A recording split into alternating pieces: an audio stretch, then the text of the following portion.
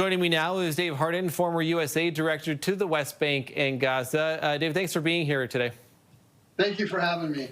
You're familiar with this region. You have spent time in the West Bank and in Gaza. From everything you have seen to this point with the ceasefire that has been now in effect for a number of hours, are you encouraged to see this, or what are your thoughts again today and this afternoon? I mean, it's a great day for innocent civilians, whether they're Israeli hostages that have been held in a horrific situation for years, or the Palestinian civilians who have been facing an onslaught of strikes and a lack of food and a lack of hope. So for all of those folks, it's a very good day. I think Donald Trump, as your prime minister just noted, Donald Trump deserves credit for making this happen. That's true. This is not a peace deal. This is a cessation of hostility. So it's a ceasefire in very, very early stages. Yeah, and again, we're keeping a close eye in the early stages. Aid is one of the biggest things, humanitarian aid. We were speaking last hour too about food, about water, about medical supplies. How vital is it given the conditions and just how, again, how it's very scary, I guess, the situation too, and how deteriorated that region currently is? Yeah, the aid and the humanitarian situation is horrific, and there's no easy fix. So let's be clear about this.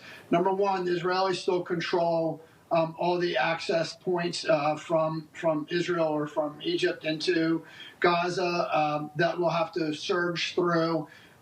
There's going to be unexploded ordnances and rubble. And sewage that's overflowing, and a lack of electricity. So it's not simply food going in. There's an enormous amount of complexity to an aid response, even at a time of a cessation of hostilities. And for you too, we're talking about hundreds of trucks. I've heard anywhere from 400 to 600 trucks a day that are going to try to be getting into the region. How difficult, you touched on it there too, is that going to be in order to get people the supplies and the medical care they need?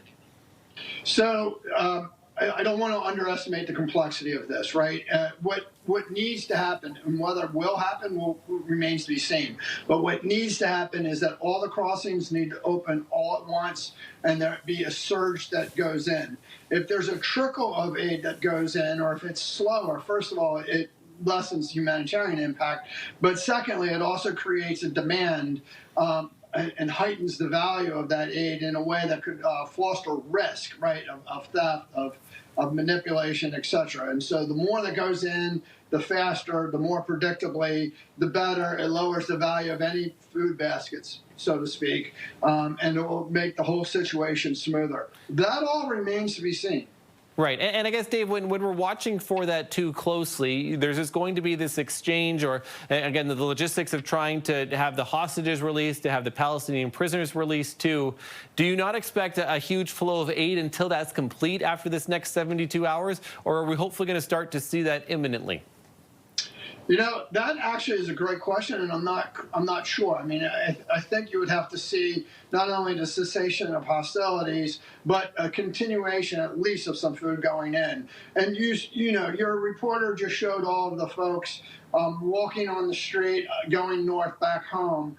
They are going to go into a situation where there is not water, there is not medical care, there is not electricity, there is rubble and unexploded ordnances and all of that. So this will have to be orchestrated, very, very, very carefully, and it remains volatile and risky. Dave Harden, the former USAID director to the West Bank and Gaza. Dave, thanks for your time today. Thank you for having me, Matt.